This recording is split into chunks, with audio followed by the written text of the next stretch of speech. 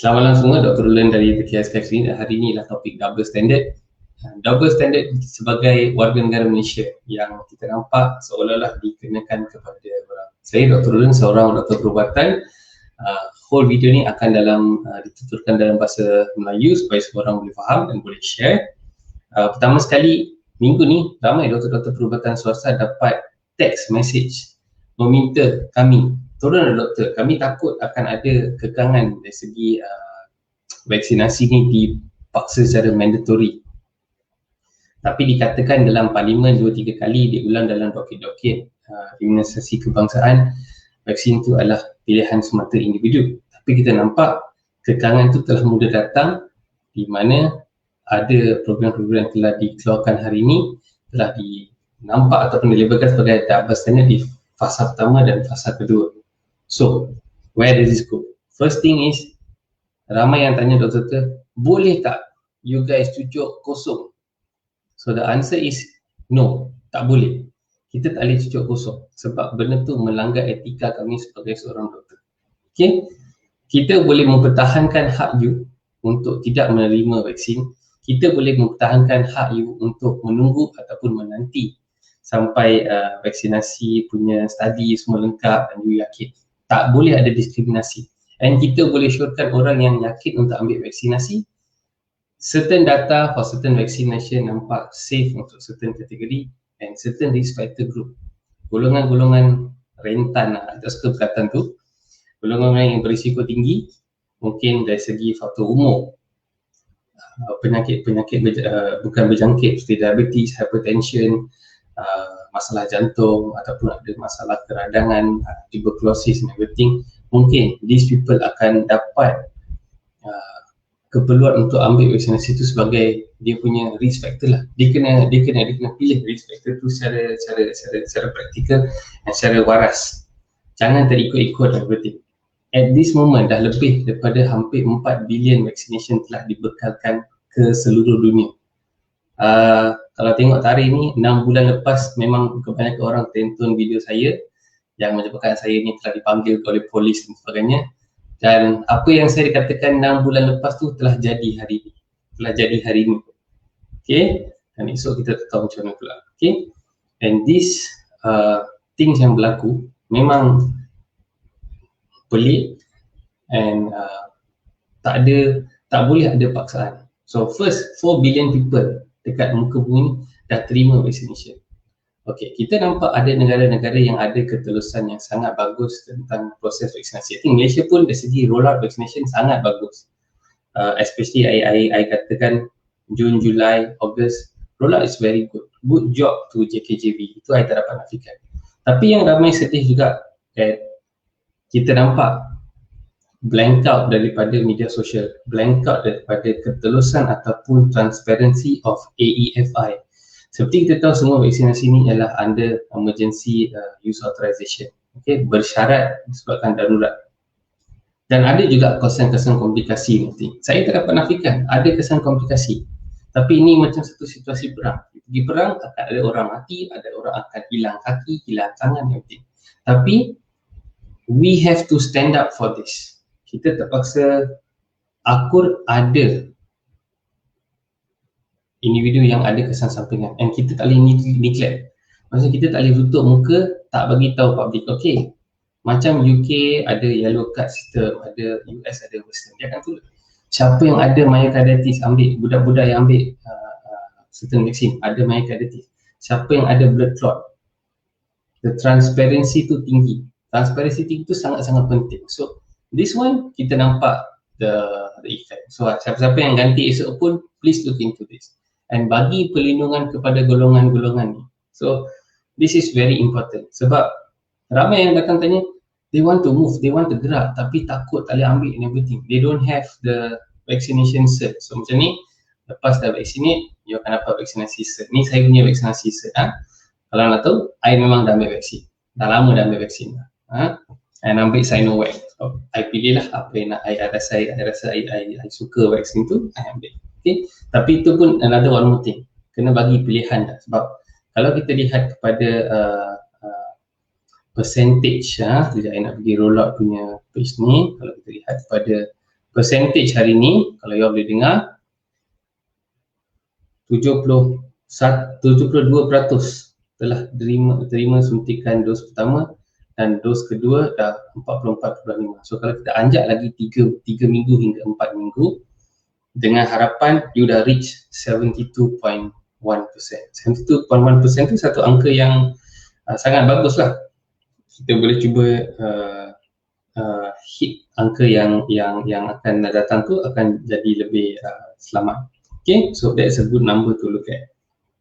Ramai yang minta again, I lupa nak jawab tadi berkenaan dengan cucuk vaksin kosong. Please, kita takkan buat. Pertama sekali kenapa? Satu, benda tu melanggar etika kedoktoran kami.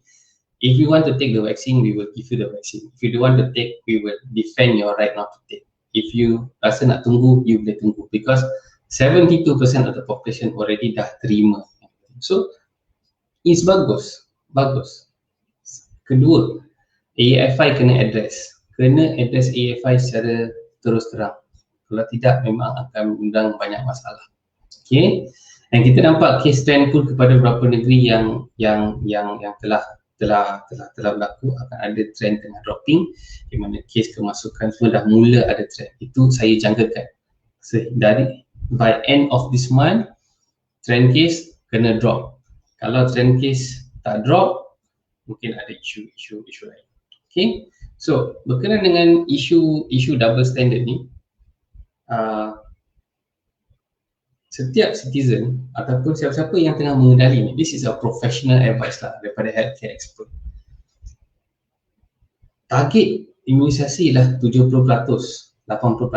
Kalau hit, dah bagus. Dan kita kena faham, there are certain golongan yang memang tak boleh ambil pun. Mungkin ada autoimmune. Jangan push. Tak boleh push. Kita hanya boleh galakkan and bagi confidence dari segi real world data dan bagi confidence tu. Itu je yang kita boleh bagi. Okay? And then we have to understand is there are golongan yang tak boleh ambil. Budak-budak kecil tu.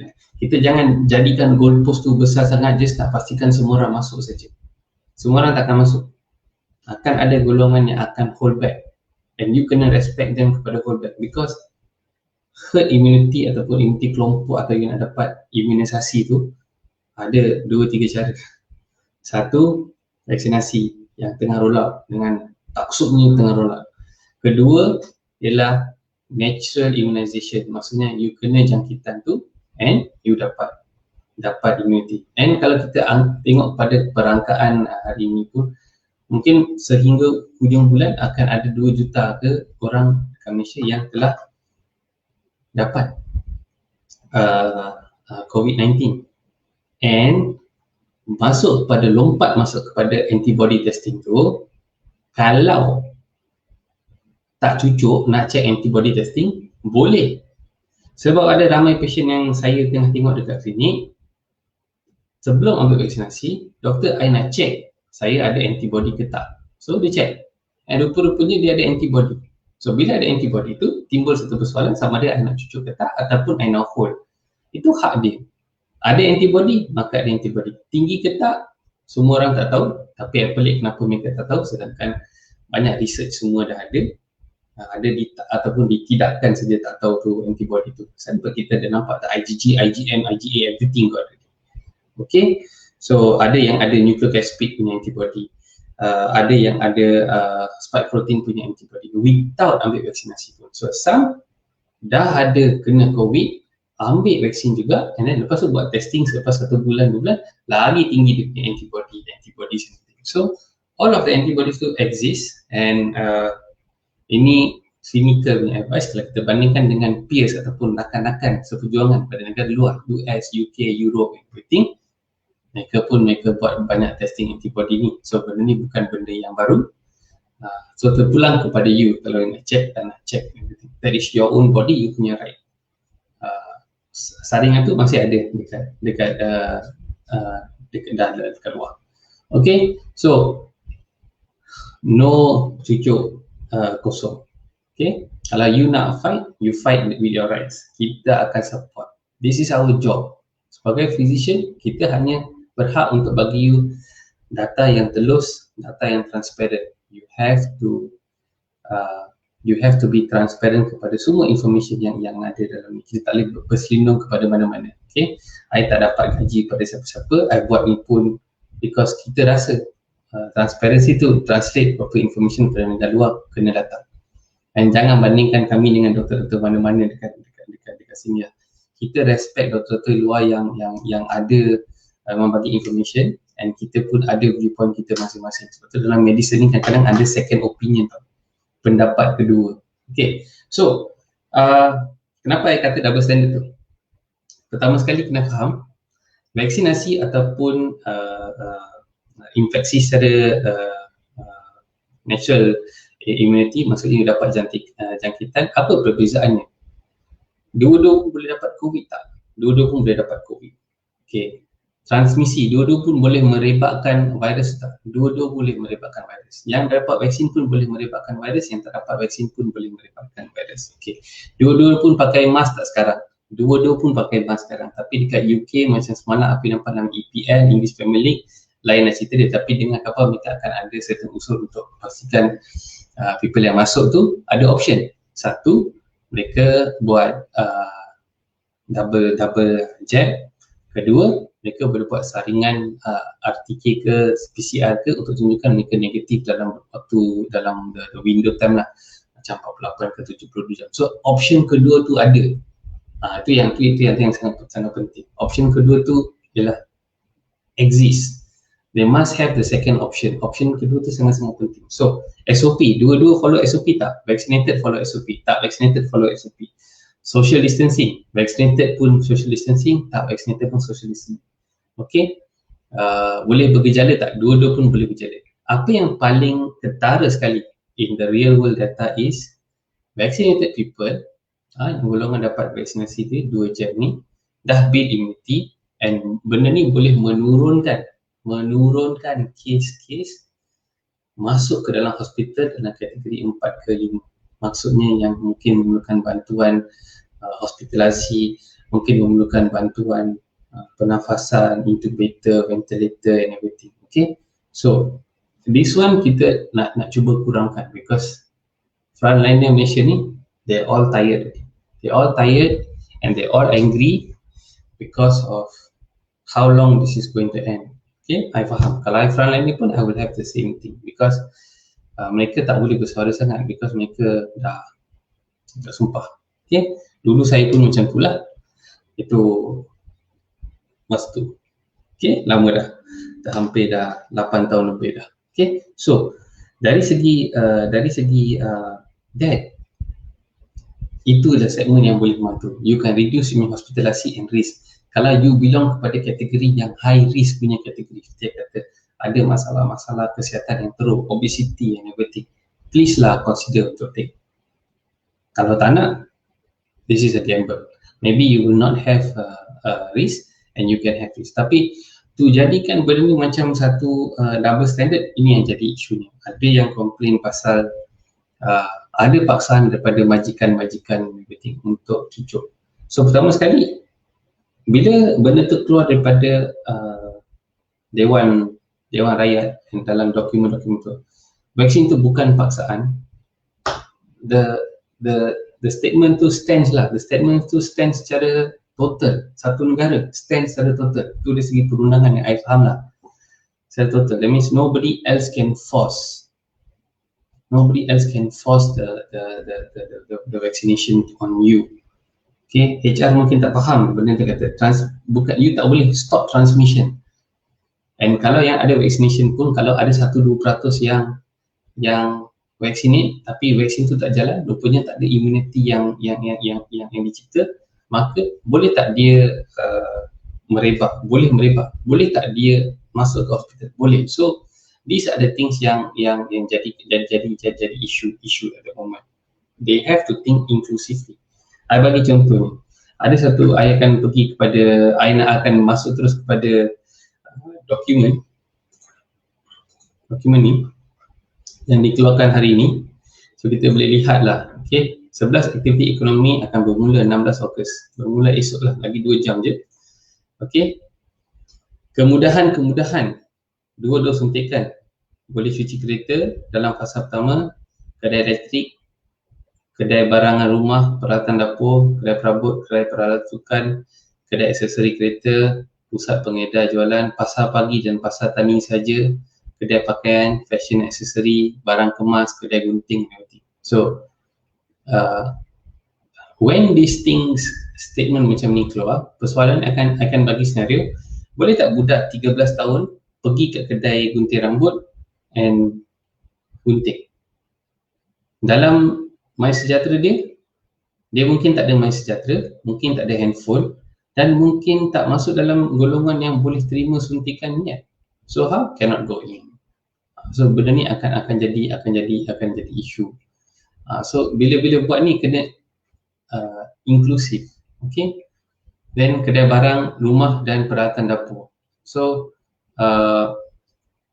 kedai barangan rumah ni subjektif sikit. Mungkin ada peralatan dapur pun subjektif juga, peralatan sukan. So katakan budak 15 tahun ke, dia ada duit, dia boleh pergi kedai nak beli bola ke, beli shuttlecock ke, atau beli baisikalnya pump ke untuk kayu, tak boleh masuk.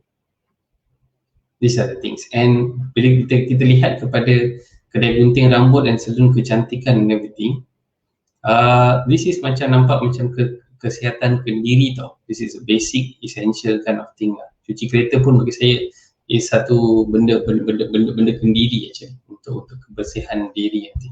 Elektronik pun essential kalau punya smartphone ke apa like this. All of this is essential benda. And then kita lihat kepada ekonomi dalam fasa pertama, same juga, cuci kereta, perabot, semua benda sama. Peraturan dari panduan kena tunjuklah you dah ada vaccination. Okay, so bila kita lihat pada ni, even Klang Valley pun certain people mungkin kena tunggu 3-4 minggu untuk dapat the next jab, and then mengunjungi taman rekreasi awam bagi tujuan riadah. So can small children go to this taman rekreasi awam? Tak, at the moment they don't have vaccination cert. Mungkin budak-budak nak pergi lari ke, nak pergi taman rekreasi untuk bagi tujuan riadah. This will be the simple questions when kita buat something like this, kita tak nak reverse. Okay, untuk fasa yang berada dalam fasa kedua ni, okay, lain cerita lah. Dia kedai fotografi, bingkai, kedai bunga, antik, all of these things. Okay, kedai tembakau, kedai peralatan outdoor and everything pun dah ada dah. Okay, so and then non essential activities not essential. Okay, pembuatan pembinaan, pastikan RTK ke atas pekerja pasti dilaksanakan 2 minggu untuk, dan kos ditanggung oleh majikan. Okay,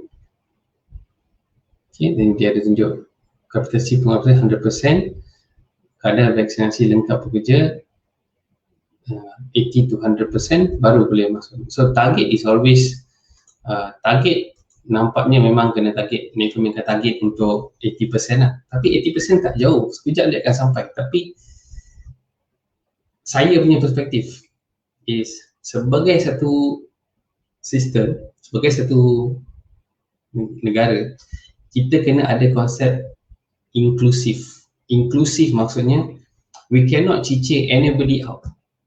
Tak boleh bagi anybody out, because ada orang yang pregnant, tak yakin lagi, adakah you akan deny orang yang ibu mengandung tu lagi seminggu nak pregnant, nak bersalin, you paksa dia vaksinate? I do not know whether it's okay or not. People are just saying it's okay, tapi there is nobody yang betul-betul, how many people have born. Dan kita tengok ada tak apa-apa kesan sampingan. We do not know. Bukan kita kata kita nak benda tu berlaku, kita tak nak benda tu berlaku. We do not want any AFI. Okay, and bila kita lihat kepada certain people yang memang frail, takut badan dia mungkin dapat ada embolism, ada history, ada emboli, ada I pernah tengok 2-3 patient I terpaksa keluarkan surat untuk patient saya, dia tak layak untuk ambil vaksinasi tu, dan mungkin dia kena tunggu untuk beberapa pilihan lain. Bukan tak boleh, boleh ambil vaksin, tapi certain people cannot take, they have history of allergic reaction, ambil vaksin dulu. Ada satu patient saya ambil pneumococcal vaksin sebelum pergi umrah, dapat anaphylactic shock. Bolehkah saya kata dia, okay, benda ni selamat untuk ambil? No. Clear cut dalam dia punya docket, dia kata sabar dulu.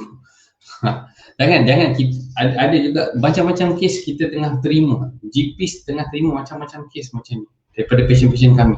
So the hard questions we have to answer.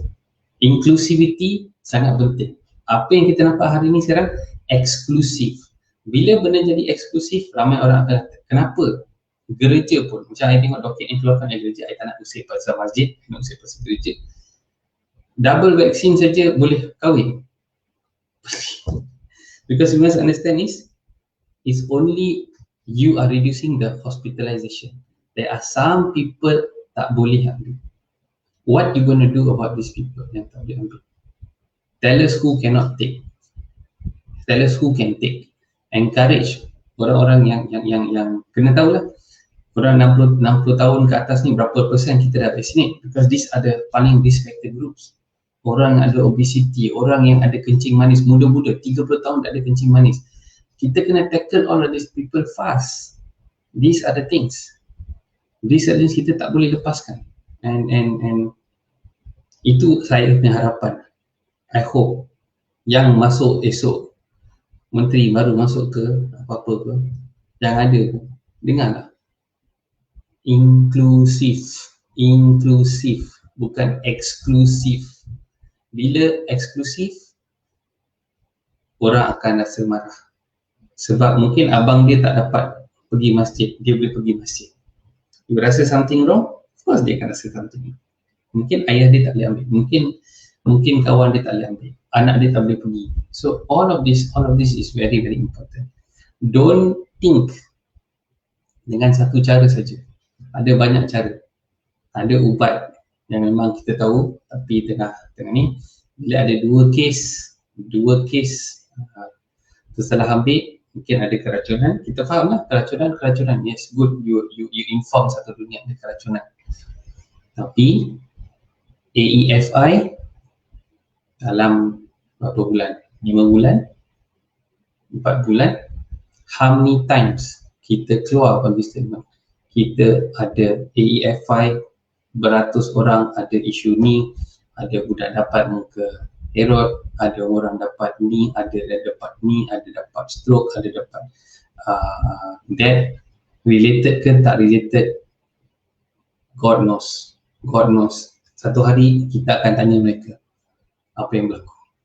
Okay, so saya dekat Kiaskai Klinik, our narrative is, again, kita bukan against the vaccination. Berpuluh vaccination ada kat Sky Clinic. Ada vaccination yang khas-khas pun kita simpan, macam yellow fever and everything kat sini. We will always try to do the right thing and the balance message kepada public. We are not siding anybody.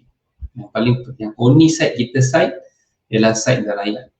The people out there yang tengah tonton, orang yang tengah tonton. We are on your side. Whether you like the vaccine, whether you are not sure, and whether you want to wait or you don't want to wait. That is your right. Kami sebagai orang perubatan hanya boleh menasihatkan you with what right information, what balanced information, tanpa berpaksi kepada siapa-siapa. Because bila kita berpaksi, maksudnya ada niat. Sama ada berpaksi kepada kebaikan, itulah yang paling penting kita kena berpaksi. Tak ada niat-niat yang lain. Okay, so end conclusion, inklusif bukan eksklusif. Ada golongan-golongan yang tak boleh terima, ada golongan-golongan yang masih nak tunggu nak baca real data. Ada golongan-golongan yang kata dia yakin dengan kesihatan dia, kita kena hormat dia. Kita tak boleh main letak satu stand dekat dalam orang. Kalau dia ada bypass, saya nak letak, tak boleh paksa, because kita gagal dalam handle kencing manis yang tinggi, kita gagal dalam masalah obesity, kita masih ada kes tinggi, kita masih ada tuberculosis tinggi, tapi tak buat apa-apa pun. Mana Puilah bising semalam kata kita pasal ada sistem baru public health. Yes, administration kena bagus, itu saja. Kena fikir and plan. Planning is key. Kalau terlampau tak fikir secara klinikal, kita akan gagal. Leadership sangat-sangat penting. Okay, so Saya rasa ada banyak cakap dah hari ni, tapi again, everything is on your heart. We memang nak capai herd immunity supaya ekonomi tu boleh buka ekonomi cepat, budak-budak boleh pergi sekolah, dapat bulan-bulan mereka duduk, tak dapat masuk taman permainan and everything. Mereka pun rakyat Malaysia tau.